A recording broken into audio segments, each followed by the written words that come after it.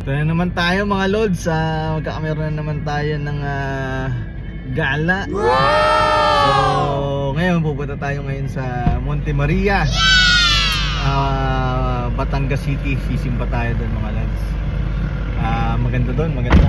Meron tayo doon ang tawag doon, yung malaking Maria. oo, malaking Mama Mary. Mama Mary. Tapos meron doon yung nilalakaran na yung bago ngayon. So Yeah. let's go mga lods. So ito na nga mga lods, nandito na tayo sa Batangas City. Stopover muna tayo.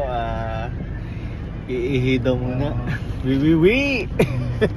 So going to Monte Maria.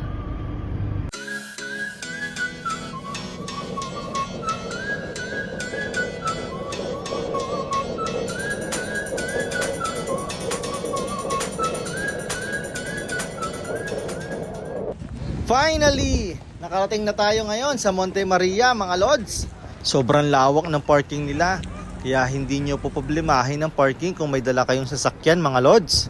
Maglalakad lang tayo ng konti pataas mga lods para marating natin ang mismong simbahan ng Monte Maria. Pero sulit naman sa view mga lods. Nandito na nga tayo sa favorite spot ng mga turista para magpa-picture mga lods. Nagpasok na nga kami sa loob ng simbahan mga lods at nagdasal ng taimtim. At kung wala kayong dalang pagkain, meron ditong kantin sa loob mga lods. 5 regular, 3 discounted.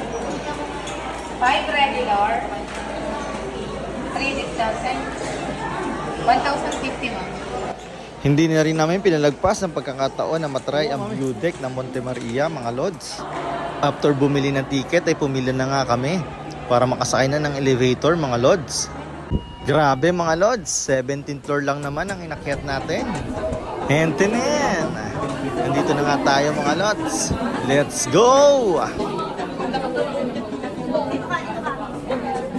Sulit ang punta mga lods. Kaya huwag niyong palalampasin ang experience na to pag pumunta kayo dito sa Monte Maria.